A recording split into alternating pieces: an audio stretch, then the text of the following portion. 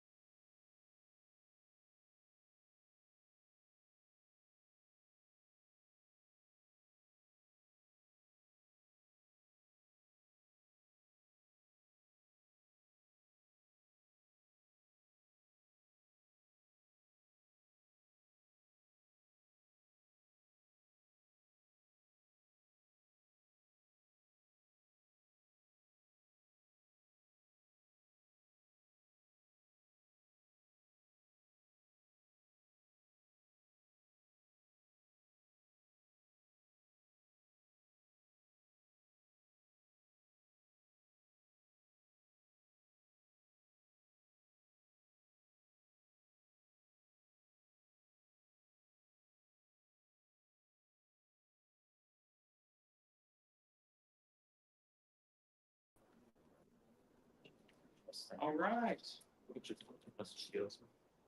Got you. Hello, everyone. Hello. All right. Who is ready to meet the legendary Judith Hoag? I'm so nervous. I'm such a big fan. As you see, I brought props. Anyways, bring her in. Come on in, Judith.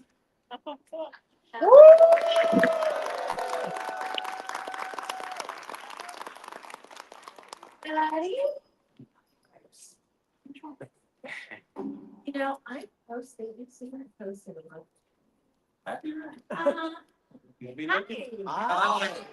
Good morning. I had 2 martinis last night. What was I thinking?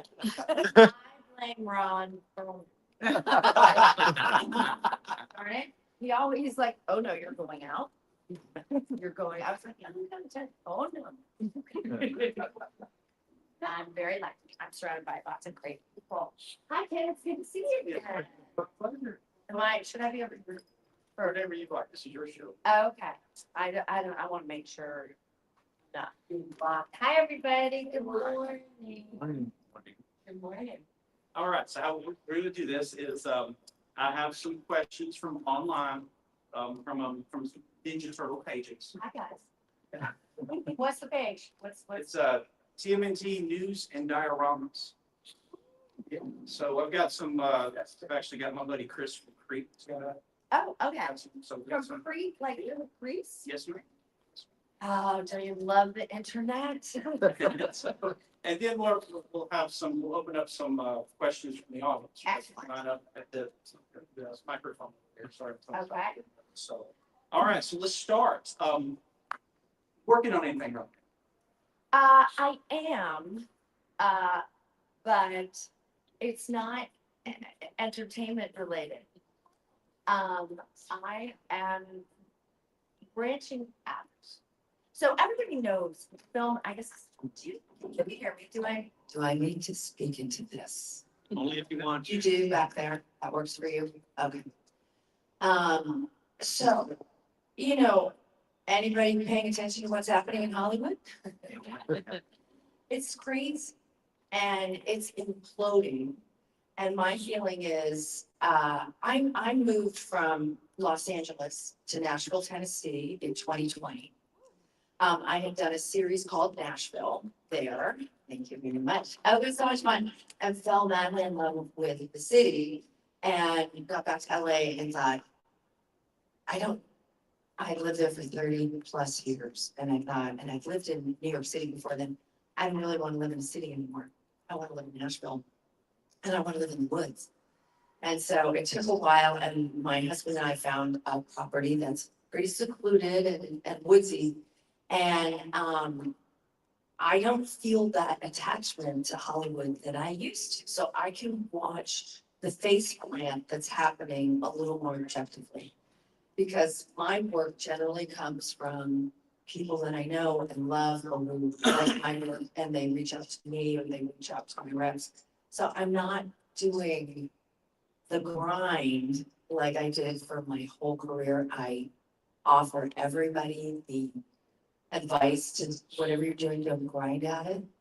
Try to find a balance to it. I mean, you just work so hard when you're, trying to keep going, stay alive, stay relevant, all these things.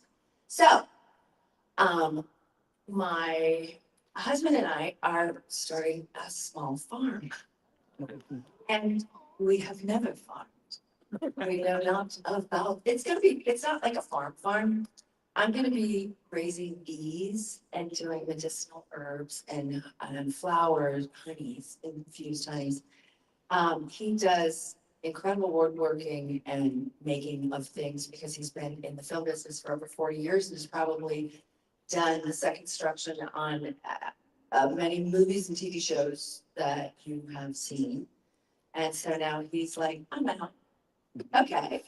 And he makes vintage cars and Airstream trailers. So we'll be doing a lot of restoration and planting an orchard and eventually getting to vegetables and stuff. And I'm just loving that I will be pulled out every now and again to do a movie or a play or a TV show or something.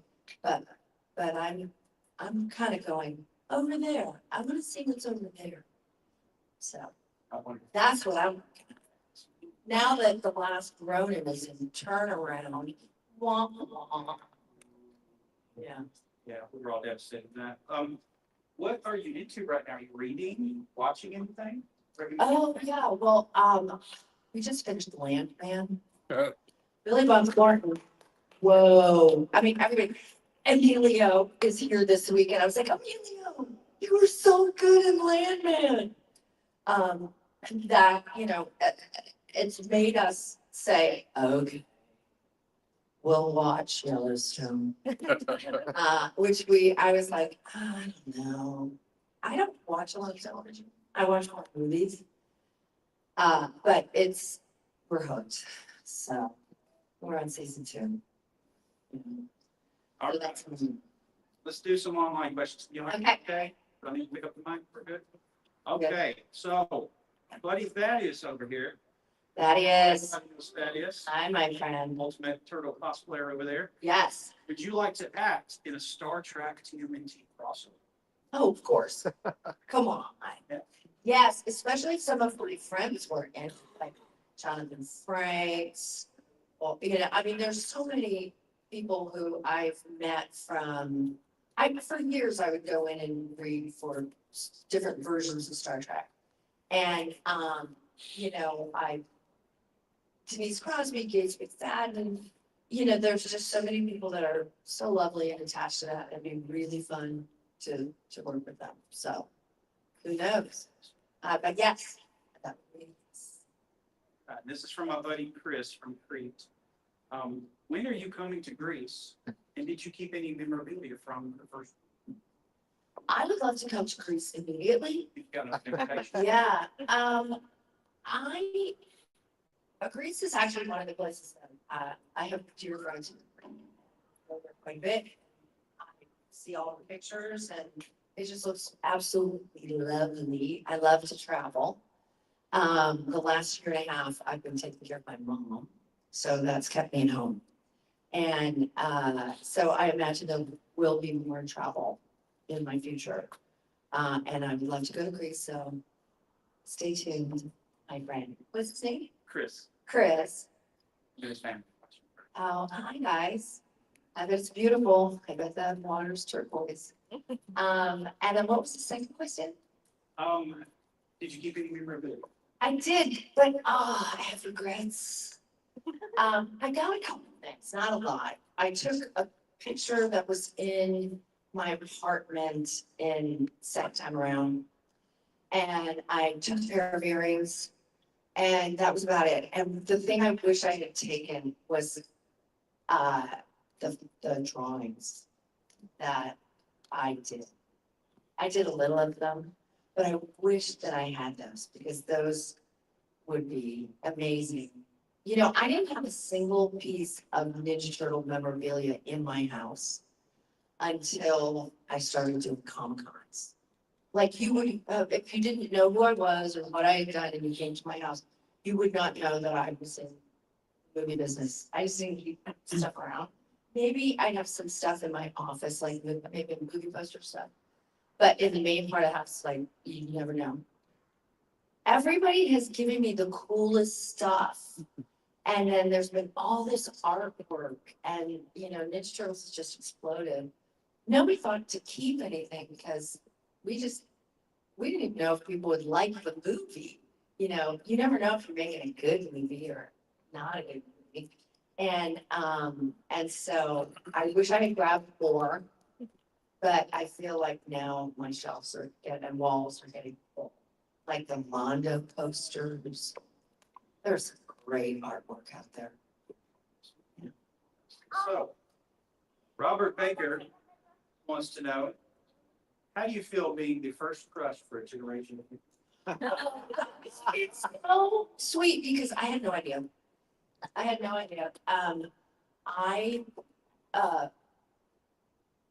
really find that out until I started doing Comic-Con.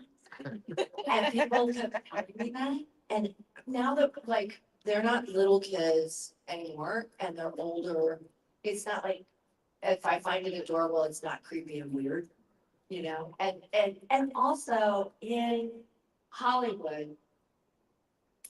I know, there is a standard of beauty of which I was not in the club of. And so I never would have considered ever that I would have been a crush for a generation. Like, it was a late discovery in life that was so sweet. I can't even, Daughter told me not to tell you that about me creeping on stage. it's not, I didn't it's say it. adorable. I didn't say it. It's adorable. Okay, so a couple more questions, and then if you guys want to ask any questions, please go ahead and line up. But it's a pretty small group, we can shout them out. Yeah, if you want, you can, or you can move the mic forward, pass it around, sing a song. Go ahead. Hi. Come on up, baby. Go ahead. What's your name? Christopher. Hi. Oh, we met yesterday. Yeah, it's that. Yes, we did. I just want to say thank you for all your work. I love Ninja Turtles. My brother and you love Ninja Turtles. And thank you for coming out to our hometown, Huntsville. Oh, my pleasure. My pleasure. It's good to be here. I actually got to go out to dinner last night. So I feel like I've seen a smudge of Huntsville. But you're welcome. And one question I have is exactly how come you wasn't in the second Ninja Turtles movie? I mean, You know, I would have loved to have been in the second one and the third one, and the real deal is they didn't want me. And, you know, well, step back for a second. The first movie, the second movie, they're like two different movies. One is like a film that was darker, more complicated, less like the cartoon, which was wonderful. Kids have loved that cartoon. I know all the voice actors, it stands on its own, but it was a it was a kid's cartoon. And the movie, the aim was to be more like the comic books, which were very adult. And, well, or way more adult than a kids show. And so there was a lot of blowback with the amount of violence that was in the film, which is like, it's a ninja movie, what do you expect? And there was, I got into trouble when I pushed back with the producers on certain things that were happening on set that weren't that cool. And like April, I have a big mouth. And if I see, stuff happening, I'm probably gonna say something. What I did not know and learned was a young woman in Hollywood with a strong point of view will be disciplined. And I was thoroughly disciplined. And it was a great lesson. It as difficult as it was crushing. Here I am in the biggest movie, one of the top 10 movies of the year. And then I get fired, like they don't want me to come back. Cause I'm trouble. Cause I speak up. It was like, oh, that's how this works. Okay. And then you get to decide, are you here for the long game or are you out? And I was like, I'm here for the long game and I'm gonna just keep going. And so there was a part of me that really compartmentalized Ninja Turtles as a cool thing, but something I needed to keep a little bit farther away from myself because that really hurt. And I have to say, it's a healing power of the Comic-Con. Meeting all of you guys and hearing your stories and like I always say it's not a Comic-Con until one of us has cried, either you or me. And I get to hear these incredible stories of how the movie has impacted so many young people's lives. And so has really meant a lot to me. And I will also speak for other people, the guys that I often travel with, my Ninja Turtle buddies. It means a lot to us how much this film is loved by the fans. We do believe that Ninja Turtle fans are the greatest fans of all the other fandoms. We do believe you guys will get it. But, and so, you know, I'm grateful and I hold no grudges and I've really enjoyed meeting all of you and doing this and it's to, I would say, this is just a note to everybody. If I had held a grudge and held that anger and upset, I would be missing all of this. And you have to forgive. And you have to let go and you have to move on. And you have to write a better story about how it goes. So that's what I've done. And you've all helped me to do. So thank you. For the record, they didn't deserve the Oh, I love you, Christopher. too. Hi, It's Josh. hi, John. My kids, Beautiful. yeah, they said you were the nicest person that they met all the kid. So I'm gonna thank that. Oh, you're the cutie piest of all four of them. I appreciate you for that. But my question is, how would your version of April respond to the events of the last spring?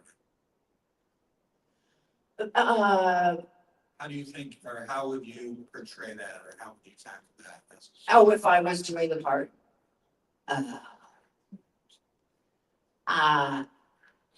Well, let me tell you this, I was already trained for it. And, really thinking about it, because they had approached me a couple of years back, saying, we're putting this together. And, I had talked to the writers and they were like, yeah, you're one to think of it, think of you. And it would have been a beautiful, bookend to April. I would kill it. I would leave it dead on the floor. I would act the crap out of it. It would be so much fun. And I'm hoping that I don't age out because I think it'll come around again. I just think that the movies don't happen when the right creative team isn't in place. And even though it's disappointing, I've done this long enough to know that the right people aren't lined up yet. But they will be, because there's a belief over at Paramount that there's no audience for an R-rated Ninja Turtle movie. What? Out of touch much?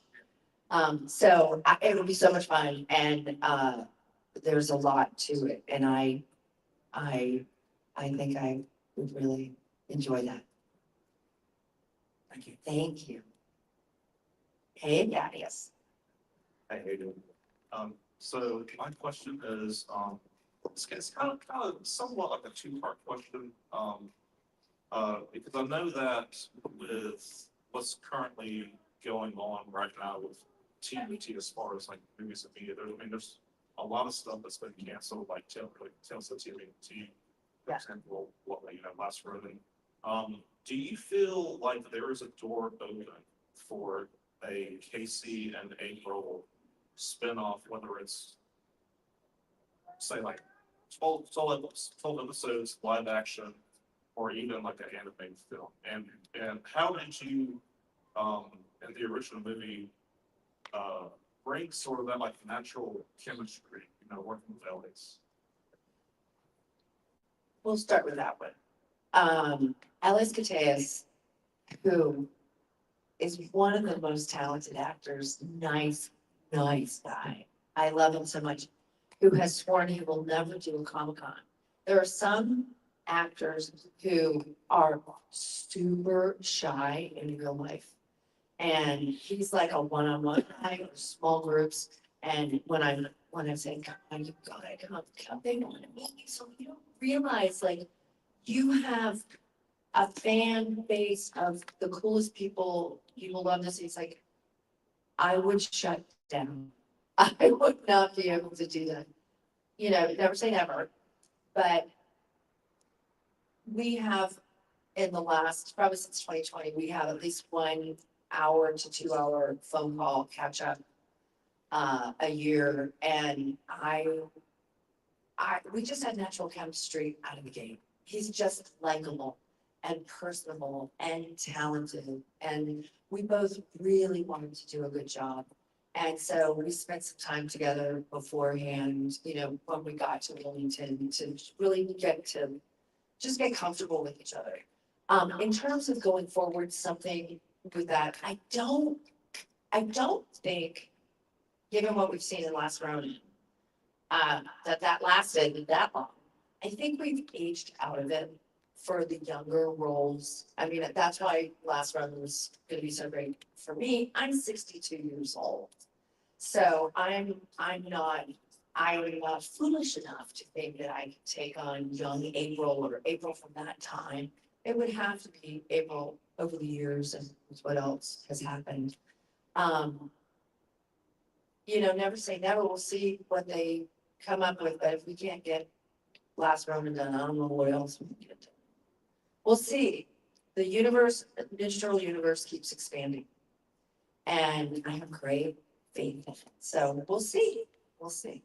What a lot of people may not know was that you were actually responsible for contacting NECO regarding the official Casey Jones figure. Oh, yeah. Which we Casey had his mask on and they were like, yeah, I was like, what? I want to see Ellie's face. And they said, we can't get to him. He won't, and we're hearing no. And I said, what? Hold please. And I called him and I said, look, you need to let them sculpt your face. He's like, oh, come on. I mean, he doesn't know the context of this.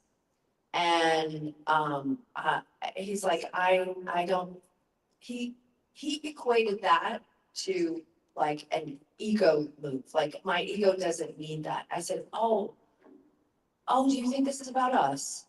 No, it's about them. I said, it's about this thing that you did that hit the zeitgeist and is part of the culture scape. And you were hot and young and you had all your hair. And like, if you have grandchildren, don't you want them to see your action figure? And Michael Cudlitz is a friend of mine, and he's actually the person who got me into Comic-Cons. And he had an action figure of Abraham that McFarlane did. And my greatest joy was to go to his house and mess with his action figure. And like pose him in different places, or put him by the toilet, or coming up, you know, like just mess with his figure. And I said, you're robbing your friends of joy, as well as the fans. And I said, and really, it's not about you, and it's about the fans. It's about this experience. Let yourself have it, babe. And he was like, okay. When I said it wasn't about you, it was about them, then he could do it. So maybe that'll work. Maybe I need to do that with him. It's not about you, it's about them. Come to a Comic-Con. Thanks, Fred. Thank you so much. We will appreciate you. Same. Hi. Megan from Lawrence, Alabama. Hi, Megan. I love Ninja Turtles, love Nashville, but what I watch every year is Halloween. So I'd love to know about you working with David Reynolds and maybe on the set or any stories you want to share. Oh, do we have all day? I always tell people, as great as you think David Reynolds was, she was better. She was better because she was saucy. She had a potty mouth. She liked what did she like? A white Zinfandel. She probably wasn't supposed to drink that much, and she didn't. But if you could get a white Zinfandel in her, oh, the stories. She was so much fun. The first day that she came on set, she swept in and she said, hello, everybody, I'm Princess Leia's mother. And Debbie had a way, she'd just sweep into rooms, and she taught me so much, things that she had learned from like Betty Davis. I loved her stories. I would sit in her trailer and she'd tell me stories, so she'd tell us and kids, you know, we were all in love with her. You could not meet that woman and not fall in love with her. It wasn't possible. There had to be something wrong with you. And maybe one of her ex-husbands maybe wouldn't feel that way. She was like, oh, I'm broken in that department. But she had so many stories, and I every now and again would say, you know, I'm just gonna keep asking you questions until you stop answering. And she said, Judith, I work with people who, she's like, I understand. And she was the very end of the star system that they did in the studio star system. And she worked with Gene Kelly, and she started at 16, and she's worked with everybody. And, you know, her legacy of, you know, being married and having Liz Taylor bust up her marriage, and I mean, just all of it. And she had all the stories, and she said, no, nobody, a lot of times they come on shows that are contemporary shows on television, and nobody, first, they don't know who I am, and they don't ask me about my past. I'm like, your past, your checkered past, madam. And so she loved to share it. She loved to tell her stories, and she was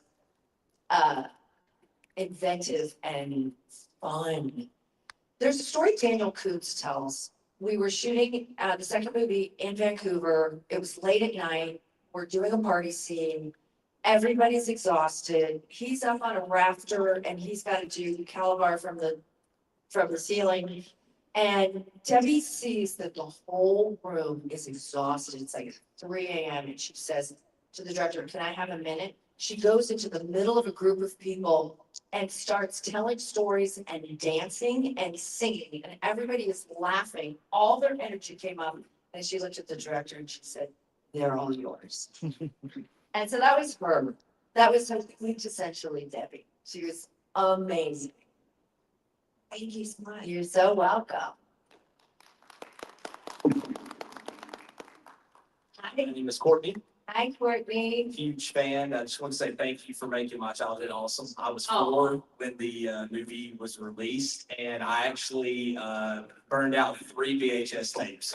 Well done. From putting them in the VCR rewinder and everything, so. Huge fan. No, also, my question is, what was one of your most favorite moments, either behind the scenes or there on set while you were shooting TV shows? Oh, God, there were a lot of them, but I think the big one for me was the day Jim Henson came. You know, he was there for a while, but that first day when he got there. And there's a thing, like when you're acting, like they try to keep, this is called your eye line. But they try to keep people out of your eye line because it's distracting. I don't know, did anyone ever see the Christian Bale viral video when somebody got his eye line and he just like melted down?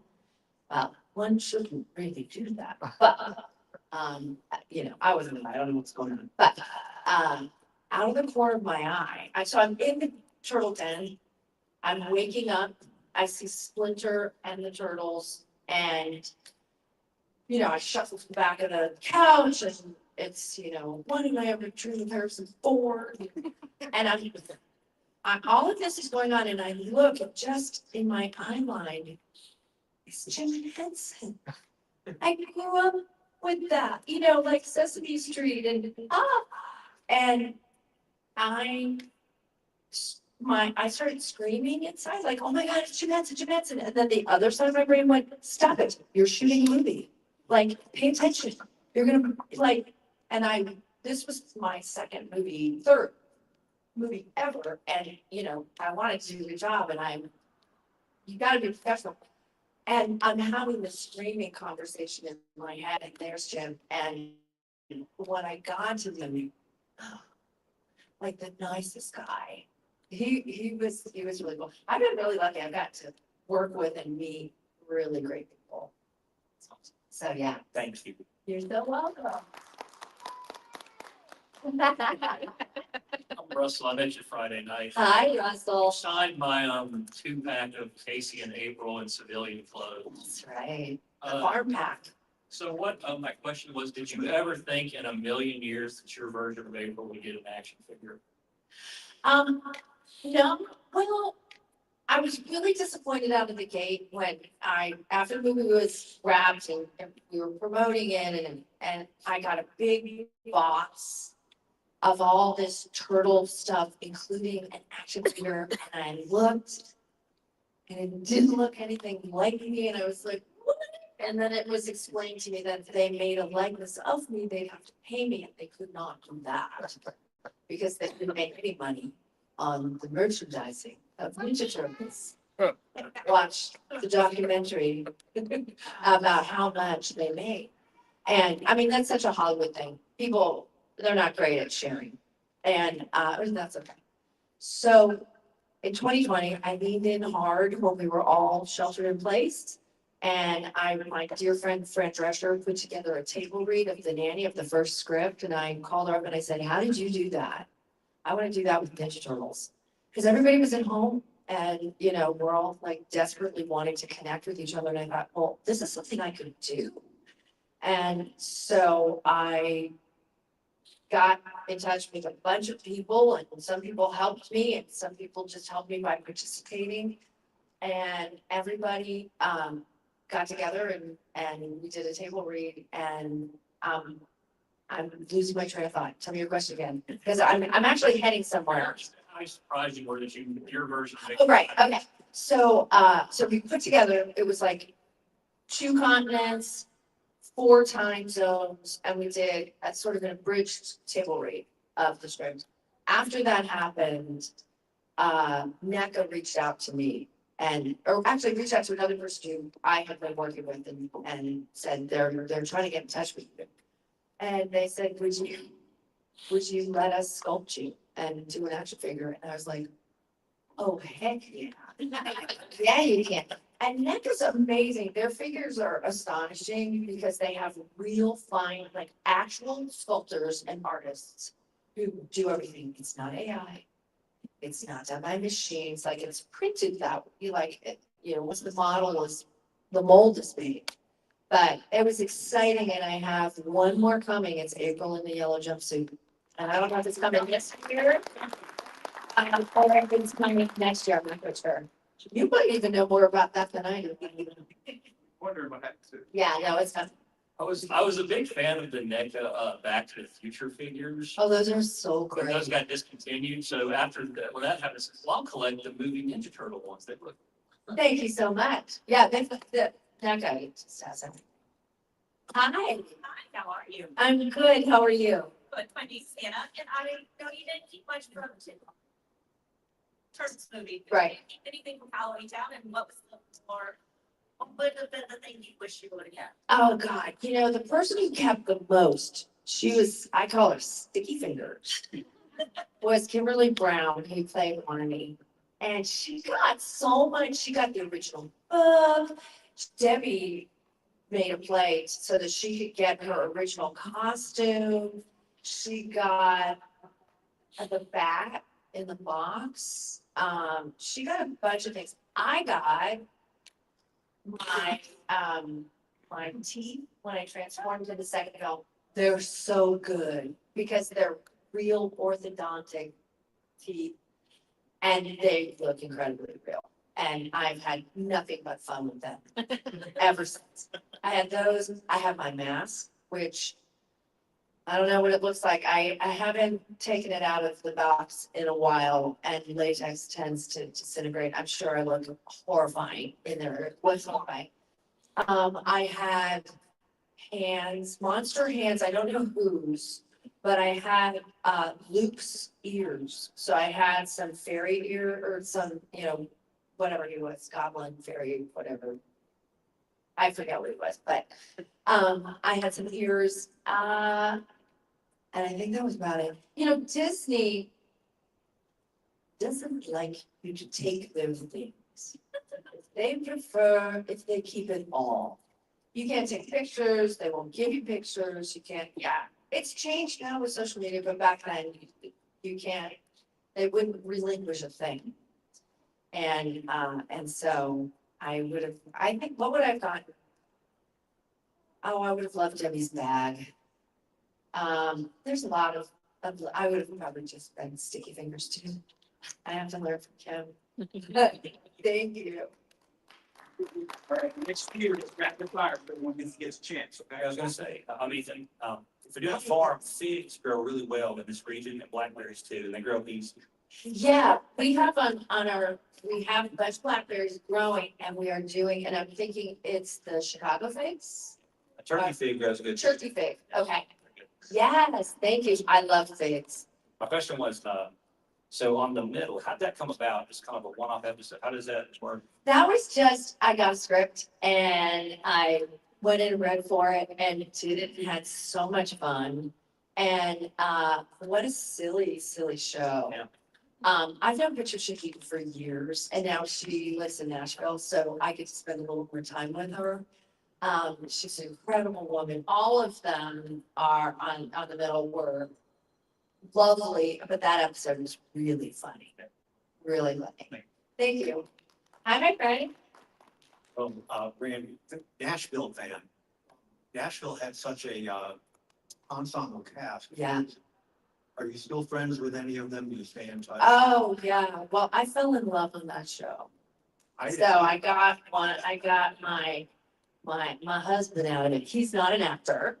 He is behind the scenes. I'm friends with so many people. That show, everybody worked on it. Nashville's such a cool town. People from out of town ended up living there. Chip Eston, he lives there. Sam Play is in and out. Claire Bowen lives there. John Jackson lives there.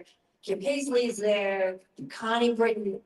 I don't know if she still has her house there, but she will come and go.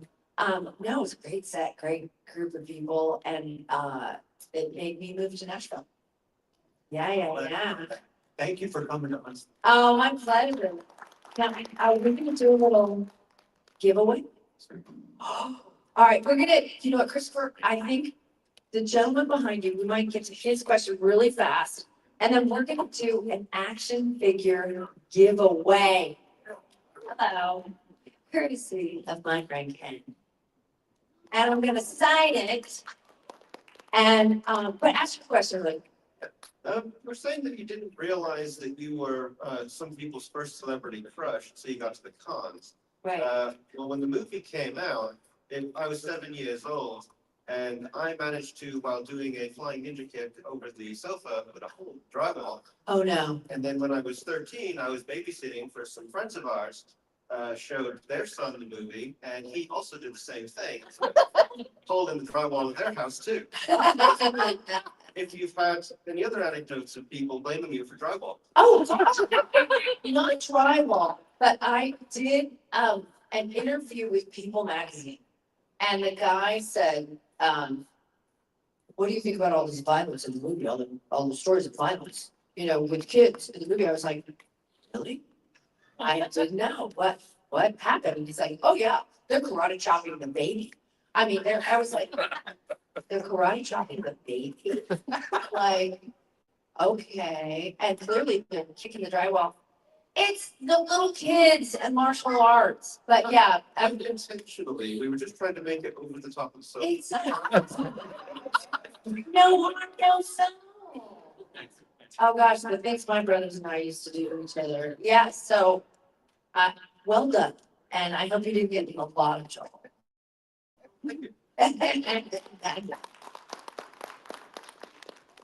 So, okay, we have a giveaway, but apparently I'm in charge of how that goes. So I feel like, what's a fair, I'm gonna open it up to the audience. What's a fair way to do a giveaway? Ask a question. You drove the farthest to be here. Oh. Pretty good. That's a really good one. Okay. All right. I really like that. Okay. It could be that. I know, we cosplay. I know, I want to, because we gotta get the kid. Only Nashville. Is everybody, how many people are local? So that's like half. All right, I'm gonna do something that kind of includes everybody. Who? All right, help me out here, guys. Number, Like a great question, numbers? about the number 1 through. What? Yeah, we see that. You pick the number. What? You had your, no, behind you, this is gentleman. What if I said you're as beautiful then as you're up there now? Well, I was wondering about if somebody had like a skill, like who can do a really great ninja move.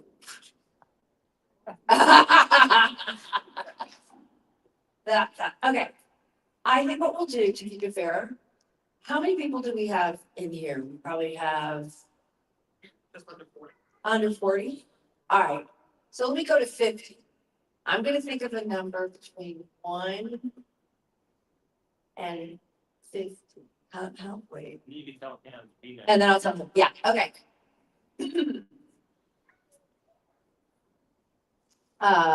Wait a second. Okay, got it. Here we go. Yeah, okay, so I could go through and have everybody yell at a number. 43. 23. 18. 49. 2. What's that one? 18. 30. 39. 5. 24. 27. 41. 13. 15. 25. 17. 1. 2. 45. 22. 37. You nailed it.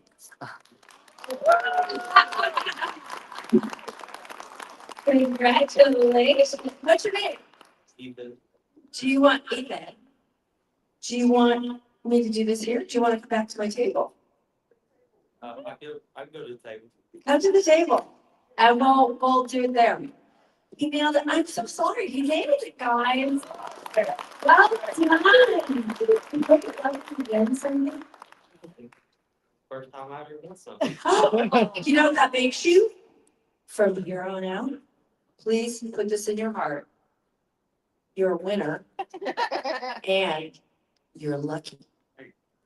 Life always works out for you. It's just that. And if you ever feel like it's not, say, Judith Hoag, or you could just say, April O'Neil told me that I was a winner, I was lucky, and life always works out for me. She must know. Yeah, I did, yeah. Congratulations. You're so welcome. Thank you for doing that. This is from Ken. Ken has his own, tell us about what you do, Ken. Well, I see I make costumes. I know, stop. I have some online forums, Ninja Turtle pages, things like that. If you're interested, holler at me.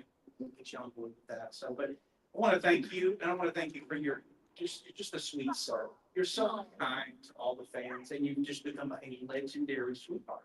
Oh, It's just, it's the truth. So thank you very much for coming. thank you. I was just, you go through life and you realize how everybody is struggling. Everybody has a story. Everybody has that thing that happened to them.